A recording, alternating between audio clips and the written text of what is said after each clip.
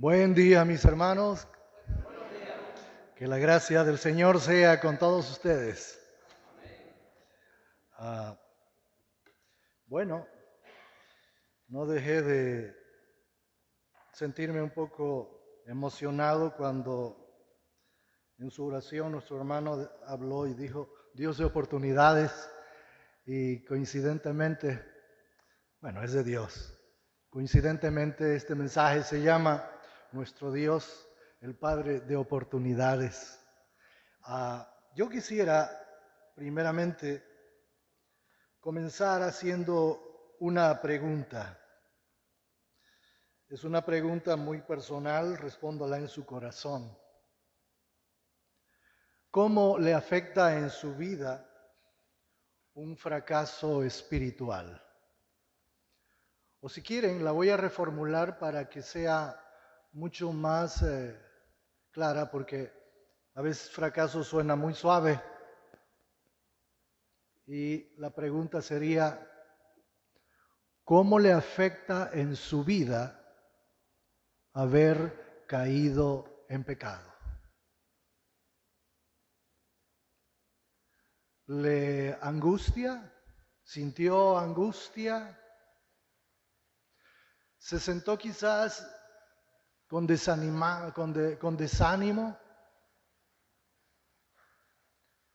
¿O probablemente utilizó lo que a veces para justificarnos decimos, nadie es perfecto? Yo en mis años en la fe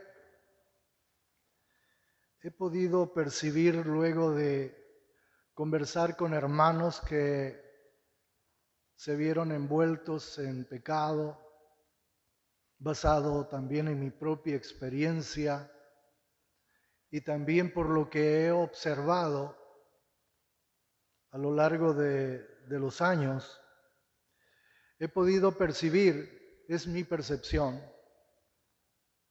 usted puede tener su punto de vista diferente, pero yo he podido percibir que en las congregaciones de las iglesias de Cristo existen por lo menos 3 grupos de personas a quienes el pecado les ha afectado de manera diferente.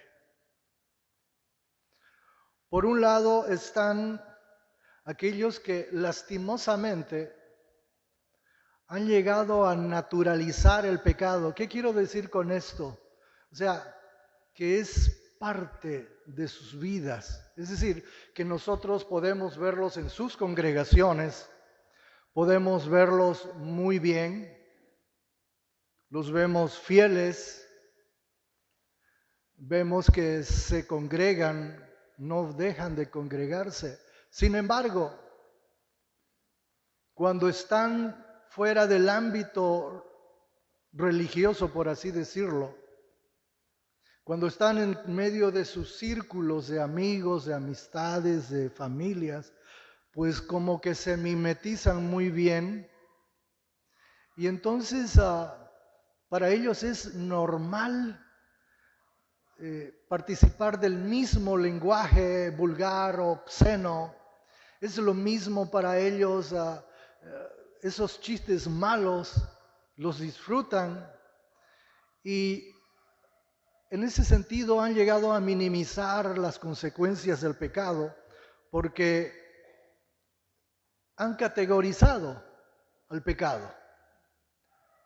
Hay un mosquito que quiere algo conmigo.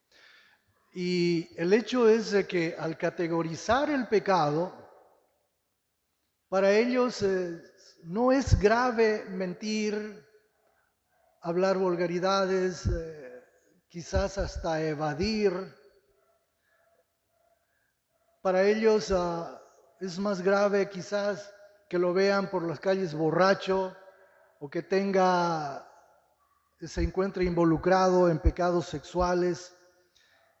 Y por eso es que transitan ese tipo de vida y cuando alguna vez sienten que han pecado en algo, es obvio que sienten remordimiento, algún remordimiento, pero lo tratan de solucionar como si fuera un mero trámite, arrepintiéndose, confesándolo y ya.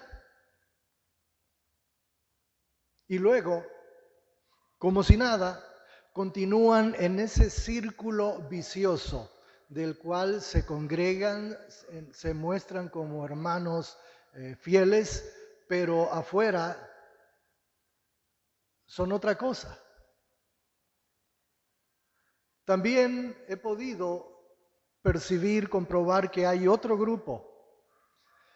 Ese otro grupo está compuesto por hermanos fieles, fieles en todo el sentido, son serios en su relación con Dios.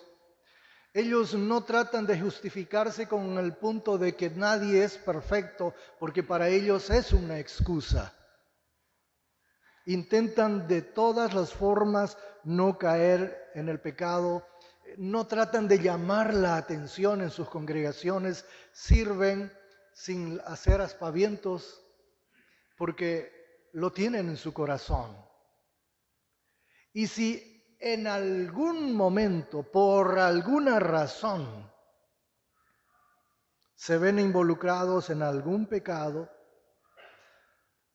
pues ellos se angustian, pero entienden que Dios es el Dios de oportunidades, confían en que Dios ofrece aquello, se arrepienten, el dolor les es quitado y luego se afirman mucho más. Y hay un tercer grupo que es muy parecido al segundo. Son hermanos que son fieles igualmente, son serios en su relación con Dios. Ellos entienden la gravedad del pecado porque comprenden que lo que ocurrió en la cruz es la manifestación de cómo Dios trata al pecado y lo grave que es el mismo. Por eso es que si por alguna razón ellos se ven involucrados en algún pecado, la diferencia con el segundo grupo es de que ellos se van al extremo en cuanto a lo que creen que se fractura en la relación que tienen con Dios. Es decir, se sienten, por haber pecado, se sienten tan indignos, se sienten tan avergonzados que creen que no hay perdón para ellos.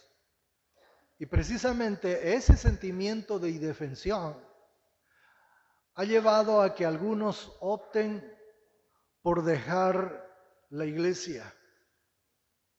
Y en este día, mis hermanos, el mensaje obviamente está dirigido para todos nosotros. Sin embargo, de manera especial, va dirigido, si es tu caso, va dirigido para aquellos hermanos que de alguna manera se identifican con este tercer grupo que acabo de mencionar. Aquellos hermanos que constantemente miran al pasado y al mirar hacia el pasado todavía sienten el aguijón, sienten las punzadas de ese pecado cometido en algún momento de sus vidas. Va para aquellos que creen que tal vez no va a haber algún momento en el que puedan sentirse limpios y libres de aquella culpa. Ahora, hay una realidad, mis hermanos, y quiero, antes de continuar,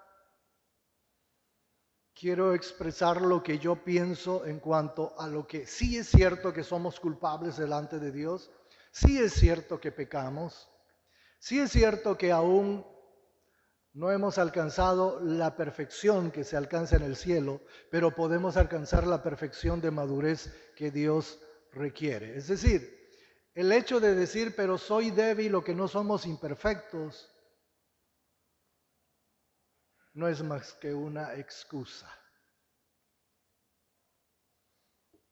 Ahora, yo sé que todos sabemos, y no me voy a contradecir, pero sí es una realidad. Todos sabemos que al intentar caminar según las normas de Dios, algunas veces nos quedamos cortos y fracasamos. Es cierto que los parámetros de Dios son elevados, pero cuando Dios nos pide que andemos bajo esa forma, nos pide porque podemos lograrlo. Él no nos va a pedir algo que no podemos hacer, porque para eso nos dio su Santo Espíritu que nos ayuda a subir escalón tras escalón. Pero volviendo al punto ese que sí, a veces, y no debiera ser voluntario, pero algunas veces nos quedamos cortos y fracasamos y nos sentimos muy mal. La humillación nos llena y nos avergonzamos. Y obviamente cuando uno siente aquello es porque entiende cuán grave es el pecado y cuán grave entiende que es su ofensa que ha cometido ante Dios.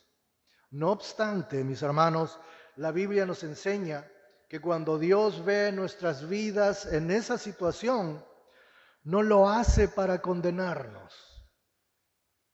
Dios nos mira con amor, para perdonar, para limpiar, para darnos libertad y para darnos también un nuevo comienzo. Pero según lo que dije anteriormente, aún con esta afirmación, hay hermanos que siguen con la carga de ese pecado cometido en algún momento y que todavía se preguntan, ¿será posible que después de haberme metido hasta el cuello, Dios me pueda dar alguna oportunidad? ¿Es posible que mi vida todavía tenga algún valor delante de Dios? Así que vamos a tratar de responder estas preguntas precisamente a través del mensaje que encontramos en esta lectura, que no es una lectura corta, es una lectura larga, que la vamos a volver a leer, y es una lectura que todos nosotros conocemos y que seguramente hemos escuchado muchos mensajes tomados de este pasaje bíblico de Juan 8, del 1 al 11, y es mi deseo que sigamos escuchando muchos más mientras el Señor nos permita estar en este mundo. Así que vamos a leer Juan capítulo 8, nuevamente los versículos 1 al 11, como una forma de rematar la lectura que hizo nuestro hermano Newman. Y Jesús se fue al monte de los olivos, y por la mañana volvió al templo, y todo el pueblo vino a él, y sentado él les enseñaba. Entonces los escribas y los fariseos le trajeron una mujer sorprendida en adulterio, y poniéndola en medio le dijeron: Maestro, esta mujer ha sido sorprendida en el acto mismo de adulterio, y en la ley nos mandó Moisés apedrear a tales mujeres. Tú pues, ¿qué dices? Mas decían esto tentándole para poder acusarle. Pero Jesús, inclinado hacia el suelo, escribía en tierra con el dedo, y como insistieron en preguntarle, se enderezó y les dijo: el que de ustedes esté sin pecado, sea el primero en arrojar la piedra contra ella. E inclinándose de nuevo hacia el suelo, siguió escribiendo. Pero ellos, al oír esto, acusados por su conciencia, salían uno a uno, comenzando desde los más jóvenes, desde los más viejos hasta los más jóvenes, y quedó solo Jesús y la mujer que estaba en medio. Enderezándose Jesús y no viendo a nadie sino a la mujer, le dijo: Mujer, ¿dónde están los que te acusaban? ¿Ninguno te condenó? Ella dijo: Ninguno, Señor. Entonces Jesús le dijo: Ni yo te condeno, vete y no peques más.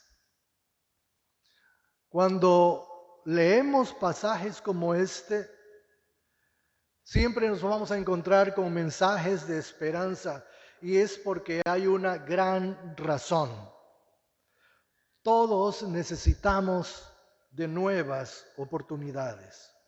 Y a través de esta historia, mis hermanos, claramente podemos ver cómo el Señor responde ante nuestra condición. Como dije al principio, hay personas cuyo pasado les afecta tanto que siente que nunca van a poder librarse de esa culpa que vienen arrastrando. Y no importa cuánto oran, no importa si leen sus Biblias, si se congregan o cuántos mensajes escuchan, su pasado sigue pegado en ellos. Lo llevan como una mochila y obviamente lo llevan así porque todavía está en sus mentes que en algún momento de su vida violó las leyes de Dios. Y por eso es que ellos tratan de librarse, buscan diferentes maneras de librarse de esa carga, pero no funciona. El sentimiento sigue siendo el mismo. En ese afán de tratar de librarse de esa carga, optan por involucrarse quizás en algún ministerio, es decir, tratan de mostrarse lo suficientemente buenos como para ganar el perdón de Dios y que Dios al mismo tiempo los pueda perdonar y limpiar. Y es triste, hermanos, porque algunos incluso llegan a dudar de su propia salvación por causa de esa caída y por estas razones que terminan retrocediendo. Ahora reflexionemos en las enseñanzas que salen de nuestro pasaje. Ahora, todos nosotros, por lo que se nos ha enseñado y por lo que hemos estudiado en la palabra de Dios, sabemos que los escribas y los fariseos odiaban de tal manera al Señor que estaban dispuestos a hacer lo que sea con tal de destruirlos. Y en aquella ocasión presentaron a una mujer que fue sorprendida en el acto del adulterio. Ahora, si hemos leído, si hemos estudiado pasajes como este, nos vamos a dar cuenta de que Juan nos da cierta información aparte de eso. Nos dice de que se trataba de una trampa, no que no hubiera adulterio, sí hubo adulterio, pero fue utilizado ese evento como una motivación para tratar de destruir al Señor, porque hicieron una trampa. Y cuando Juan nos dice que fue utilizado como una trampa, entonces nosotros podemos también hacer un caso y podemos imaginarnos de que ellos probablemente sí ya sabían con anticipación que algo estaba ocurriendo, que esto estaba sucediendo, pero no hicieron nada. No hicieron nada porque probablemente el otro involucrado tal vez ha debido ser un amigo, un familiar o alguno de ese círculo de líderes religiosos. Pero el hecho es de que muy convenientemente utilizaron este caso cuando el Señor estaba en Jerusalén. Y no solamente tramaron este plan, sino que además mintieron en cuanto a lo que dice la ley, porque ellos dijeron, en la ley Moisés nos dice que hay que apedrear a tales mujeres, y es mentira, porque la ley no dice eso. La ley condenaba y condena a los dos involucrados en un caso de adulterio.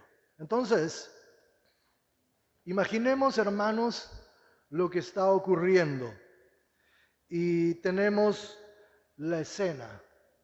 Tenemos la escena de una mujer que está llena de culpa, está llena de vergüenza, que fue puesta en medio. Una mujer que sabe que ha pecado, sabe que es culpable de lo que se le acusa y por esta razón no puede defenderse, porque es culpable. Pero también podemos encontrar otra historia, mis hermanos, y es la historia de religiosos heridos en su orgullo porque cada vez que intentaban dejar en entredicho al Señor fracasaban porque los dejaba sin argumentos y además avergonzados por el Señor. Así que con tal de destruir al Señor, esos hombres estaban incluso dispuestos a matar a aquella mujer. Y también hay algo que podemos aprender, hay otra historia que podemos aprender, y es que yo creo que el peor tipo de persecución que podemos nosotros recibir es la persecución religiosa. Por alguna razón, mis hermanos, el mundo puede perseguir a los creyentes, sin embargo, aquellos que se sienten dueños de la verdad, aquellos que no involucran el corazón en las enseñanzas bíblicas, aquellos que son mucho más legalistas, por alguna razón, mis hermanos, son los que con mayor intensidad persiguen, critican y condenan a los demás. Y curiosamente, estas personas a veces son los que esconden más cosas feas. Así que el Señor tiene algo que enseñarnos. Les enseñó a ellos y tiene algo que enseñarnos también a nosotros, sobre todo en el versículo 7, cuando les dice, el que de ustedes esté libre de pecado, entonces que sea el primero en arrojar la piedra contra la mujer.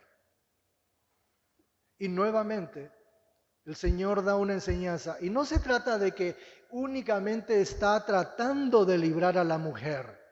No, Él está desnudando las actitudes de aquellas personas que también debe enseñarnos a nosotros. Nos está diciendo que en materia de juicio, así como es tan importante la culpabilidad del acusado, también es importante la inocencia de los testigos. Y es algo que la ley enseñaba, que los testigos en algún caso no tenían por qué, no debían tener ningún tipo de relación o estar involucrados en un pecado como el que estaban atestiguando. Y por eso es que todos se alejaron y se fueron, porque tenían cola que estaban arrastrando. Y yo creo que en esto, mis hermanos, también hay mucha relación en lo que el Señor nos enseña a nosotros cuando dio el Sermón del Monte y nos está diciendo, en el capítulo 7, no lo busquen, nos está diciendo, ¿por qué quieres criticar a tu hermano buscando la paja en su ojo? Primero quítate la viga que tú tienes. Y es lo que estaba pasando. Y es a veces lo que nos ocurre, mis hermanos. Así que, volviendo al tema, entonces, encontramos a una mujer que está avergonzada, que fue puesta en medio de todos y probablemente estaba sin mucha ropa. Y está rodeada de religiosos llenos de odio, pero el odio no era hacia ella. Ella simplemente era el instrumento de ese plan perverso, que quizás contagió a los que estaban presentes. Porque seguramente que los que inicialmente estaban escuchando al Señor, de pronto les llegó la duda con la pregunta que le hicieron los escribas y fariseos al Señor. O tal vez fueron contagiados también por aquella agitación. Y a veces, mis hermanos, ocurre. Cuando tú quieres poner mal a tu hermano, ¿qué es lo que haces? Buscas aliados. Y es muy fácil conseguir, empiezas a diseminar el veneno y vas a encontrar por ahí algún incauto que se va a aliar a tu causa. Y probablemente eso ocurrió en aquel día. Así que, ¿qué pensamientos pasaban por la cabeza de aquella mujer. Es difícil de imaginarnos. Probablemente estaba pensando en su muerte que era inminente. Y quizás tenía sentimientos de abandono. Fue encontrada infraganti, era culpable. ¿A quién podía acudir? Tenía tal vez sentimientos de culpa y mucho miedo.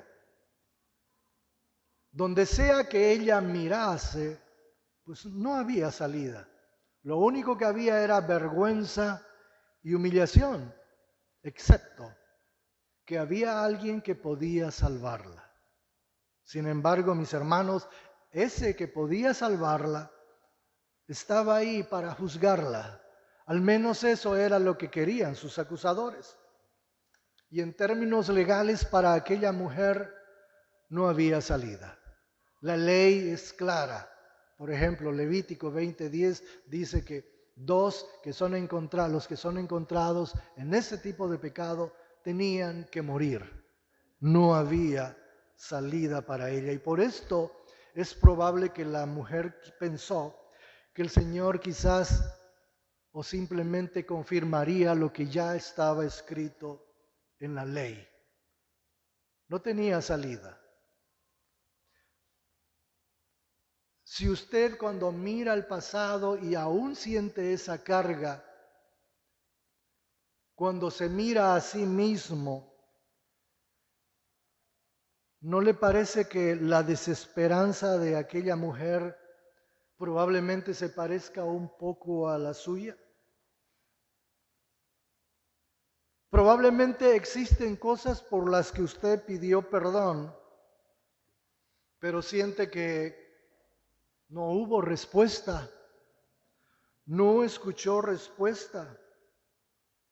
Tal vez esté convencido de que su vida en realidad es un completo desastre,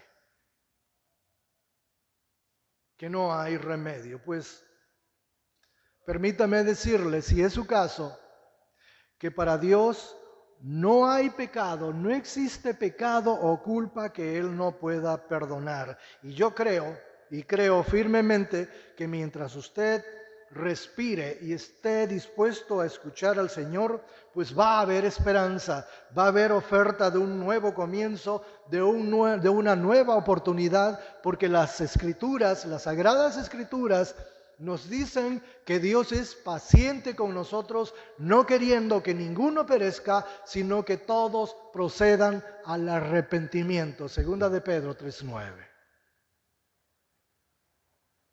Piensen esto. La vida no se acaba por el hecho de que usted cuando mira al pasado solamente está viendo cargas por causa de sus errores. Piensen esto. Dios es experto en tomar a los pecadores más malvados y más destrozados y transformarlos, porque Dios es así, mis hermanos. Él no desea condenarnos, Él quiere perdonarnos porque nos ama. Él quiere limpiarnos de toda culpa, porque Él es así. Y es precisamente de esto de lo que trata el mensaje bíblico. Dios quiere echar esas culpas de usted tan lejos de usted como lejos está el oriente del occidente. Eso dice Salmo 103:2. Así que no tiene por qué continuar, mis hermanos o mi hermano, si es así. No tiene por qué continuar viviendo todavía en el pasado, porque sin importar lo que hubiera hecho, usted tiene a su disposición el perdón que Dios ofrece. Ahora, quiero que pensemos en esto. El perdón que Dios ofrece es porque de eso es lo que se trata la muerte redentora de nuestro Señor Jesucristo. Ahora, quiero que quede bien claro. La muerte redentora de nuestro Señor Jesucristo en la cruz continúa vigente y se seguirá vigente hasta el día que nosotros dejemos este mundo o el Señor venga. Pero que continúe vigente no quiere decir que lo vamos a tomar como a la ligera, y hacer lo que se nos antoje. No se trata de eso. Y pensemos en lo que el Señor le dijo a aquella mujer. Pensemos en sus palabras cuando le dijo: ni yo te condeno. Con estas palabras no la estaba exonerando de su responsabilidad. Tampoco estaba minimizando su conducta. Es más, es muy posible que el Señor hubiera estado molesto en el momento que llegaron los acusadores y también molesto con el pecado de la mujer. Tan solo analicemos un poco la actitud y la postura que adoptó el Señor. Cuando los vio venir y los escuchó, ¿qué hizo? Se puso a escribir en la tierra, hastiado. Esa es una actitud de molestia porque no les quiso responder. Es como si dijera: me tienen hasta aquí. Y lo que digo tiene su motivo porque al decirle ni yo te condeno, no estaba, vuelvo a repetir, minimizando ni exonerándola de su responsabilidad. Es más, él reconoció el comportamiento pecaminoso de aquella mujer cuando la despide. Fíjense en sus Biblias, el versículo 11, cuando la despide le dice: y no peques más. ¿No les parece que no solamente le está diciendo algo, sino que además le está advirtiendo? Es como cuando se nos dice a nosotros: última vez, no peques más. Es lo que recogemos de esta porción bíblica. Pensemos, tan solo momentos antes aquella mujer había enfrentado lo que parecía ser el final de sus días. Pero el Señor le regaló otra oportunidad cuando destierra la culpa de aquella mujer. Eso es de lo que trata el perdón. Es de esto de lo que trata la gracia de Dios, porque Dios no envió a su Hijo para condenar al mundo, sino para que el mundo sea salvo por Él, dice en Juan 3:17. Pero si usted continúa creyendo que Dios no lo ha perdonado, entonces va a continuar siendo prisionero de su pasado, y aquella carga y aquella culpa que usted viene arrastrando de ese momento, que usted sabe, no va a desaparecer. Y puede involucrarse en los ministerios que usted haga, que usted desee, y puede hacer las cosas que usted cree que son buenas para ganarse el perdón, pero quiero que nos quede claro a todos: lo único que libera a la persona de su culpa no es lo que uno haga, sino lo que Cristo hizo en la cruz. Y la gloria sea para Él. Y si este mensaje le llegó a usted, si usted se identifica con esto, seguramente entenderá que necesita arrepentirse. Y al arrepentirse también, usted tiene la oportunidad de decirle a su pasado: no tengo por qué vivir más contigo. No tengo por qué seguir sintiendo culpa o vergüenza, porque mi Señor me la quitó. Y no, mis hermanos, si puede despedirse de su pasado por la confianza de que para Dios no hay pecado que no pueda perdonar. Hay algo que a mí me ha llegado a emocionar y yo deseo que lo consideremos todos. Y es el hecho de que Dios siempre responde según su misericordia y no según nuestros pecados. Y eso es maravilloso. Y es por eso que nuestro Dios es el Padre de oportunidades para todos nosotros. Oremos, hermanos. Amado Dios, Dios santo, santo, santo. Muchas gracias primeramente por permitir que tu siervo se pare delante de tus hijos para compartir tu palabra. Gracias porque nos bendices, nos haces recuerdo que eres el Dios de amor, el Dios de oportunidades, el Padre amoroso. ¿Cómo no vivir en fidelidad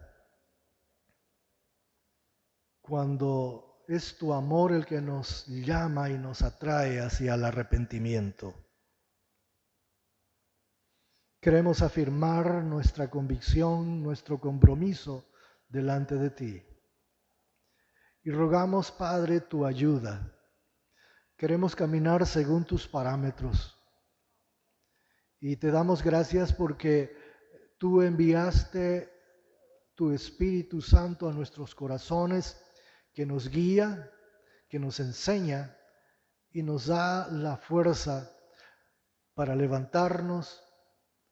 Y sobre todo, Señor, nos enseña que cuando hay arrepentimiento genuino, tú nos restauras de muy buena gana. Gracias por ello, Padre. Gracias por tu palabra. Ayúdanos siempre, rogamos, a ser las personas que tú quieres que seamos para tu gloria. Lo pedimos en el nombre de nuestro Señor Jesucristo. Amén. Que el Señor les bendiga, mis hermanos.